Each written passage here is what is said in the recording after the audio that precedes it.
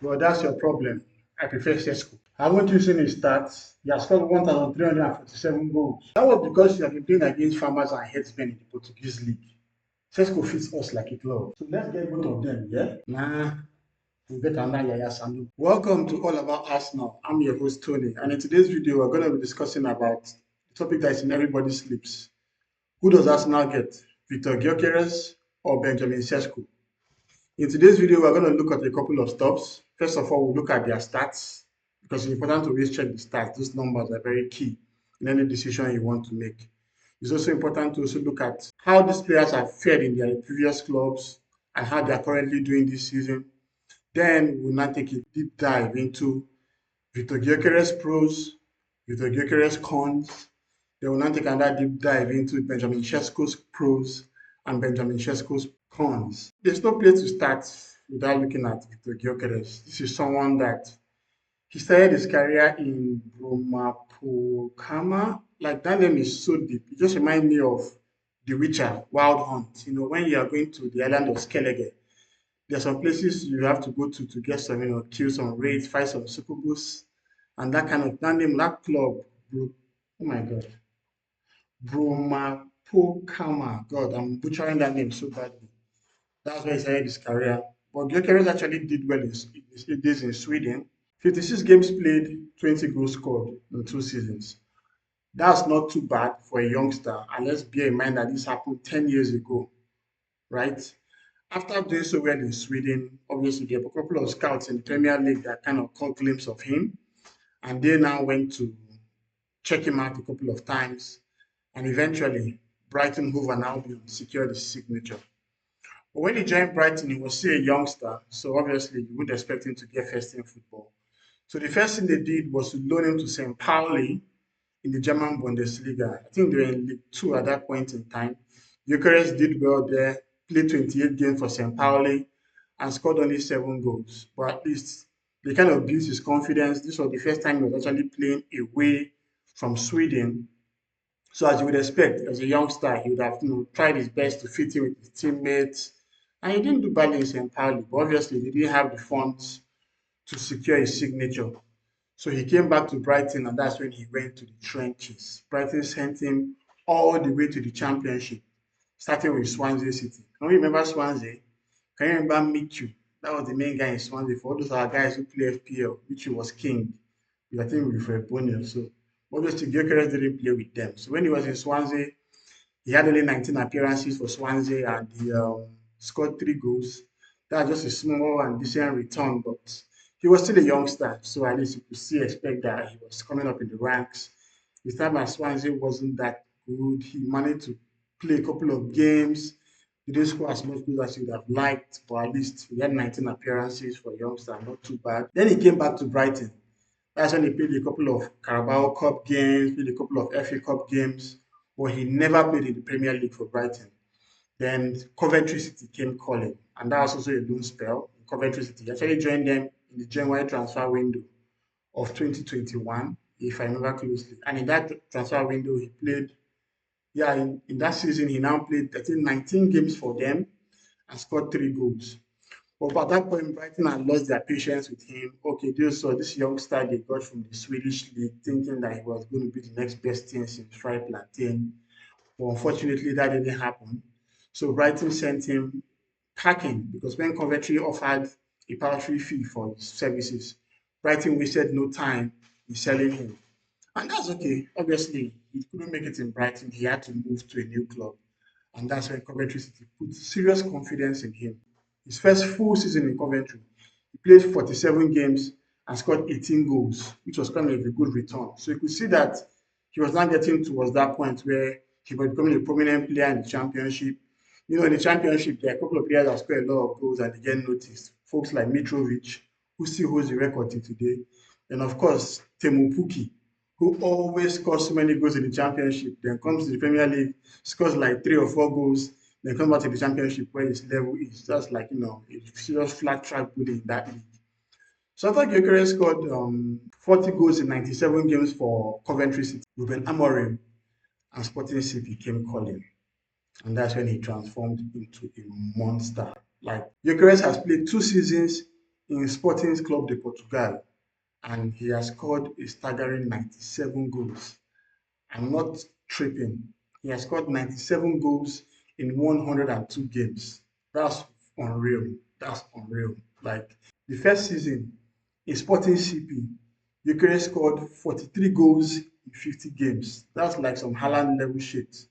The second season was even the craziest. That's the one that he just finished last season, where he scored 54 goals in 52 games. Imagine you scoring more goals than the games you've played. That's just madness. So, in a nutshell, Gyökeres started his career in Sweden, fared a bit well there, moved to England where he played in lower division clubs with a loan spell in the Bundesliga, and came to prominence when he finally joined Sporting. Now it's time to talk about Benjamin Sesko. Sesko hasn't really had a tenured career like Gyökeres, but Sesko has actually, done well for himself. He began his career in RB Salzburg, RB being Red Bull. And in Salzburg, as soon as he joined the club, he didn't play very immediately. They sent him to FC Lefering, a lower division team in the Austrian league. And there, Sesko scored 22 goals in 44 games. That was not bad. I think he was like 18 or 19 or like really, really young and going to the second division of the Austrian league. Obviously, he had the opportunity to play so many games, which gave him confidence, which gave him the ability to, continue to keep playing consistently because one thing we know for sure is that youngsters need to play consistently. Remember when Harry Kane was in Leicester and even Norwich? It was when he now finally played those loan spells in those lower division teams and came back to Tottenham that he basically became a monster in quote. And of course, Harry Kane is one of the legends in the Premier League in terms of the goals he scored. So Benjamin Sesko went to Liefering, scored 22 goals in 44 games. Then Salzburg felt that the time was right for him to return to the club. When he was at Salzburg, after returning from his spell in Liefering, Benjamin Sesko finally got into the first team, played 79 games in 2 seasons, and scored 29 goals. That was not like really a decent return, but he was still very young. I think he was at 20 at that point in time. And that's when Salzburg and Leipzig, they always have a couple of deals in between them. Bearing in mind that they are kind of run by the same company. So Red Bull Salzburg sold Sesko to Red Bull Leipzig. And it was in Leipzig that he joined in 2023, where he has now featured 87 times for them and scored 39 goals. So you can see that the goal to game ratio is not as fantastic as Gyökeres, but it's decent. 87 games, 39 goals. That's like an average of a goal every 2 games, which is not bad. Now let's focus on the pros and the cons of signing Gyökeres to Arsenal. The first pro we must consider is his physicality and strength. Gyökeres is a big lad, like he's very muscular, he has the stature, and he can fend well against some kind of big defenders in the Premier League. When you think of guys like Gerard Brantwaite, when you think of guys like James Tarkowski, Virgil van Dijk, the towering being pole like Dan Burn, there are a lot of defenders in the Premier League that have flat track bullies and they always try to impose themselves on opposition strikers. But Gyökeres is the type of player that has the physique and the build to also fare against them and fare against them very well. Another thing that physicality helps him with is in aerial duels. Sporting CP usually build up from the back from time to time, but there are times when the goalie punts a goal kick into the opposition area, and Gyökeres has the build and the height, to challenge for aerial duels. And you know how much Ateta loves a duel. When he loses a duel, he's upset. So Gyökeres, can actually fare well in the Premier League because of his physicality. Another feature to consider for Gyökeres, which I consider as a pro, is his pressing ability and his work rate. Gyökeres is a hard worker. Like, he's one of those guys that can press so much from the attacking third, and that puts a lot of pressure on opposition defenders. Right now in Arsenal, the only person that presses so much in the attacking third is Odegaard. And you can see that when he does that, you see folks like Havertz catwalking or something, just trying to press with him, but no one has that level, no one has that depth of pressing that Odegaard does. So if you combine Odegaard and Gyökeres at the attacking third, then defenders actually have a problem because they won't be too comfortable building from the back. And that's something that you want to have a forward who has the ability to press hard. And that will also help him and help his team to win transition plays and all that. Another ability, another pro that I love about Gyökeres is his finishing. The man can finish. When you have scored 97 goals in 120 games, you know that he's not playing. If he has a chance to score, Gyökeres will place the ball at the back of the net. He is that good when it comes to finishing. And he has proven himself in his late spell at Coventry and in his current spell at Sporting CP. 2 seasons to Sporting Lisbon, 97 goals, 120 games. Mic drop. And that's part of Gyökeres that I love, which is a pro, is his adaptation. Let's consider our former record signing, Nicolas Pepe. He joined the club scoring 21 goals and 13 assists with Lille. When he came to the Premier League and saw that, man, the league was too hard for him. Someone like Gyökeres has spent quality time in the Premier League under Brighton, but despite not playing for them, he went to the Championship, which is even more grueling than the Premier League. Championship players play 46 league games. Let that sink in. Like Premier League, I played 38 games. These guys are machines. These guys are guys that thrive a lot, and you also see how they fare against Premier League clubs in the FA Cup. Last season, Plymouth Argyle in the Championship, defeated Liverpool in the FA Cup, and we've had so many upsets like that in the past. So the fact that Gyökeres has gone to the Championship, stayed in the trenches, struggled hard, and knew how to focus on that would help him in the Premier League because he won't require any adaptation period. He's also very adept in speaking English, so he doesn't need to settle in or learn the language or buy his time and stuff like that. Another pro of Gyökeres that I really love are his predatory instincts.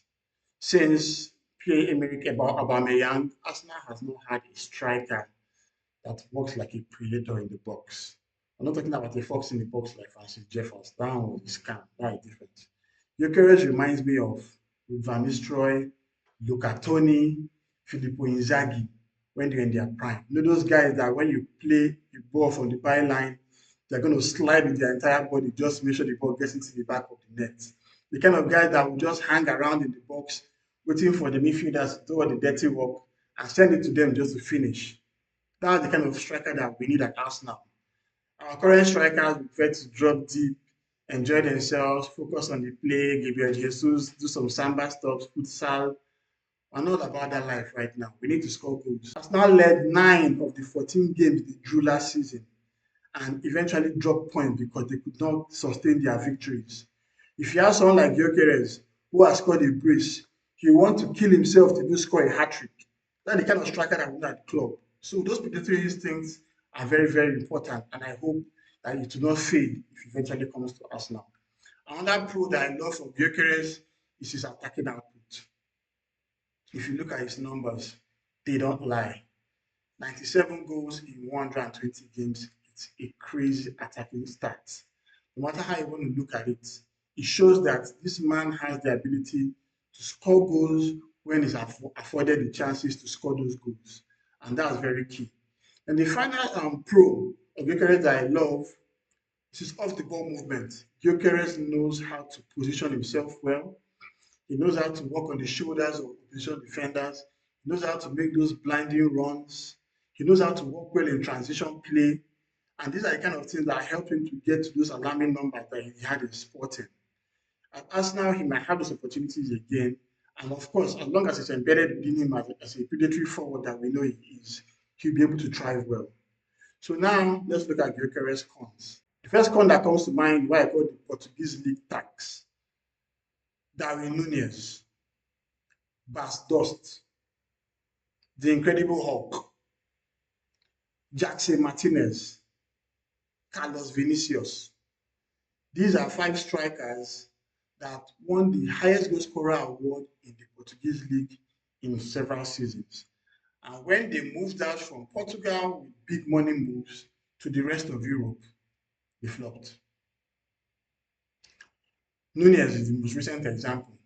Benfica was blasting goals left and right in the entire league, scoring. I think he had 34 goal contributions or a crazy stat like that. Everybody went mad.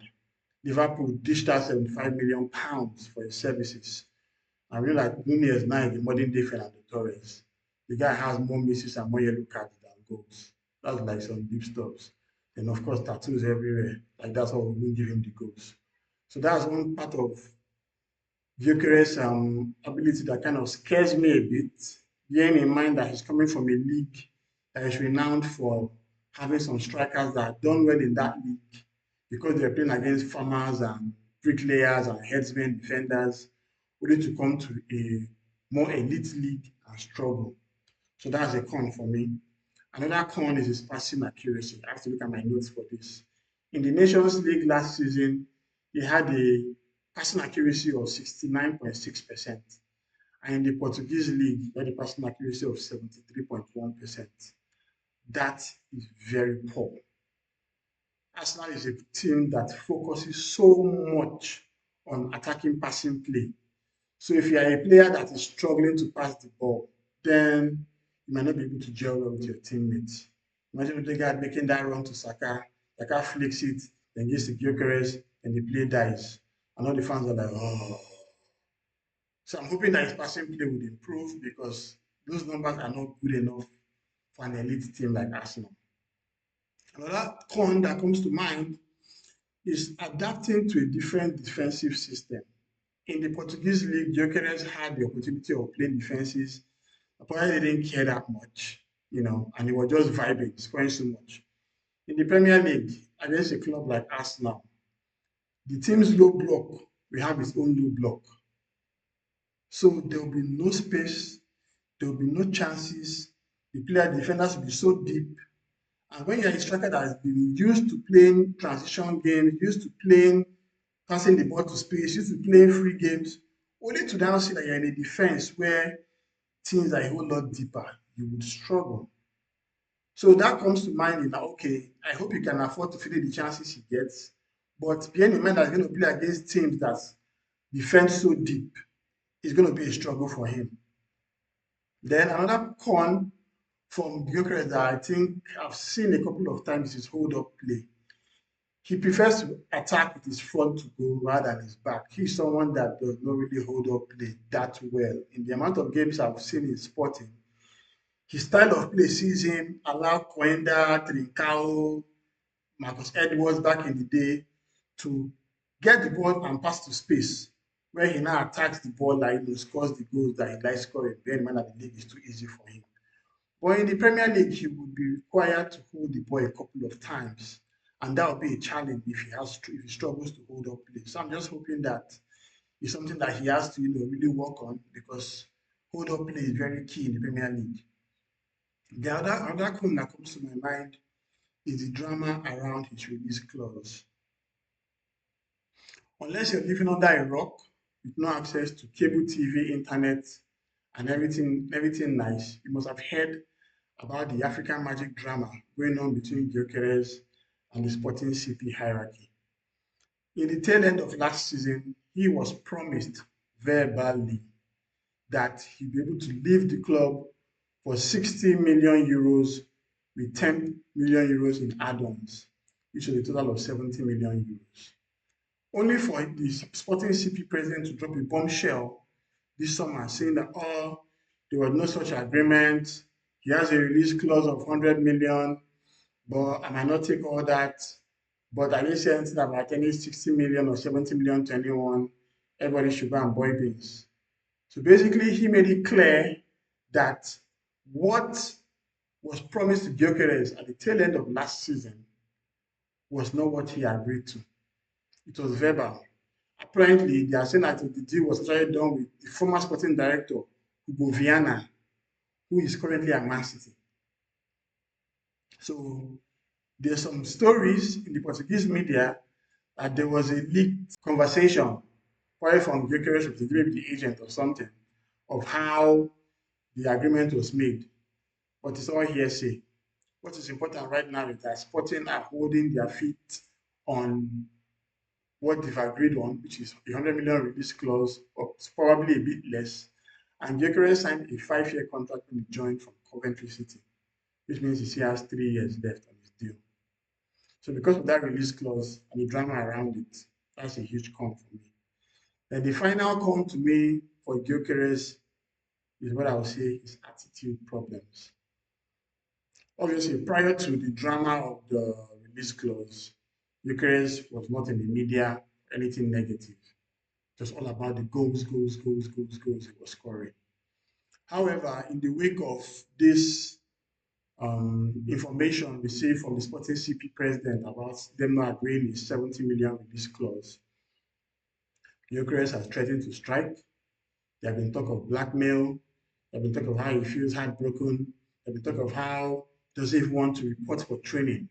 This is someone that has 3 years left on his contract, who is meant to honor his contract. But now he started, acting like a peacock that has his feathers taken away from it. That is a challenge. That means that tomorrow when he joins Arsenal and Real Madrid comes calling, are we going to experience the same drama? So it kind of puts me off a bit on the personal side, but I can also understand the human side. He was, in quotes, promised that he'll be able to live for a certain amount. That probably motivated him to play so well and score so many goals, only for it to not materialize. So now let's look at Benjamin Sesko.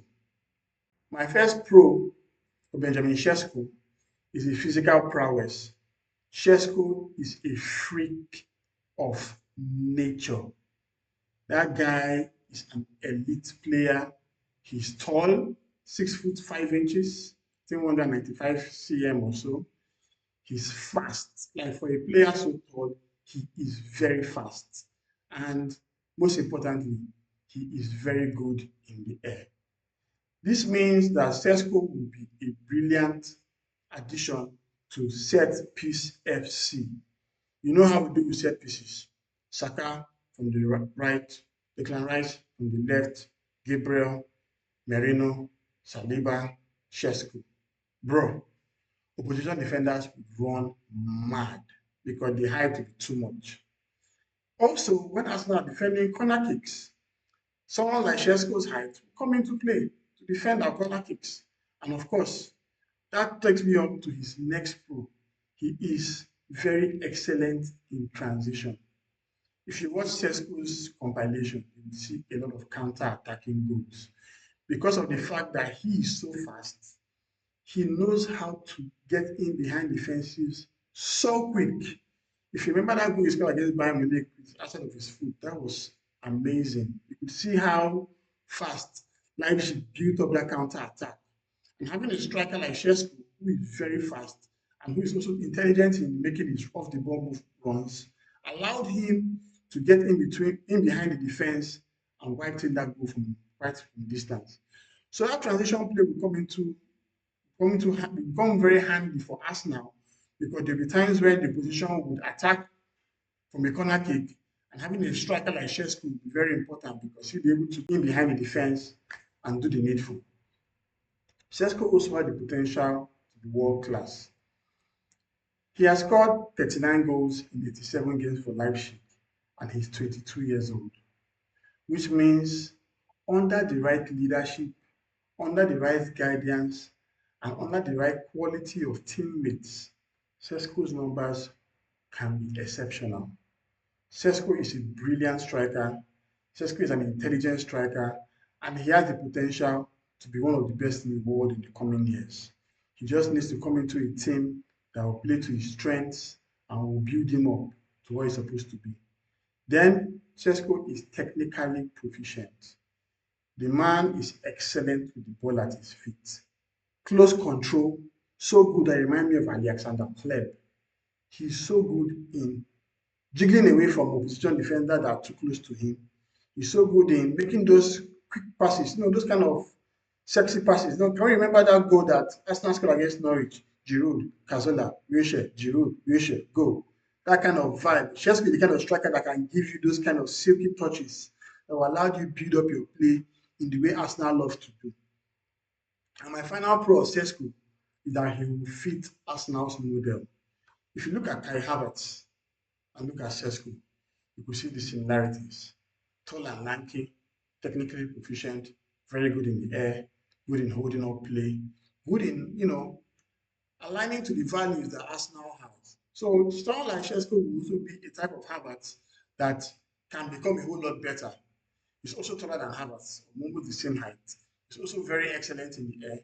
You kind of player that Ateta would love to have. And if, as you can see from what we have been watching online and following from all our news sources, Sesko is Arsenal's primary target. That tells you that Arsenal believe he'll be a better fit for them than Gyokeres. And it's clear we have spent so much time negotiating on the table with them.